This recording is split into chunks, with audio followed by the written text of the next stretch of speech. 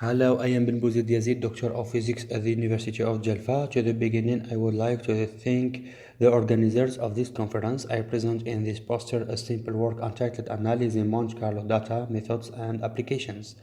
I start with the introduction. Fast transitions can be characterized by parameters called critical exponents, which can be determined by applying different models and techniques. In this work, in order to analyze data from equilibrium and Monte Carlo simulations for critical phenomena, we will present three important methods. Some examples in the case of the two-dimensional Eisenspin model will be presented. So, presentation of first method, the single histogram method. It allows us to perform a single Monte Carlo simulation at a specific temperature and extrapolate the results to other neighboring temperatures or other variables. We use the statistical equation number 1 here. For example, in figure 1, only one simulation of the internal energy per spin was performed at the critical temperature of the Eisen model, and the results have been extrapolated to neighboring temperatures.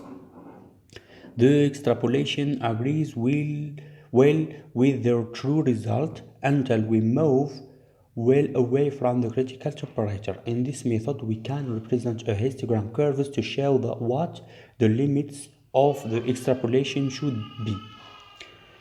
Second method, finite size scaling.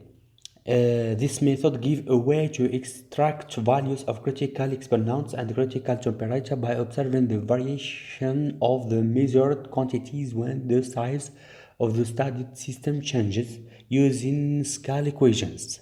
The idea behind finite size scaling is therefore to compute scale functions for each system size, then change the values of critical exponents and critical temperature until the resulting curves of these functions collapse of each other. In figure 3, we give one example. Method number 3, the randomization group. This method makes it possible to calculate critical exponents and the critical temperature of a model by changing the scale of the system, then to study this change. This procedure reduces the size of the system, and by studying this transformation of system, we can estimate the values of critical temperature and different critical exponents. We use just curves and simple equations in this method. We give an example in figure 4. As final conclusion of this presentation, the last one, the quality of the results obtained by this method does not only depend on the method used among these methods, but also the nature of the system studied and the model chosen to describe it.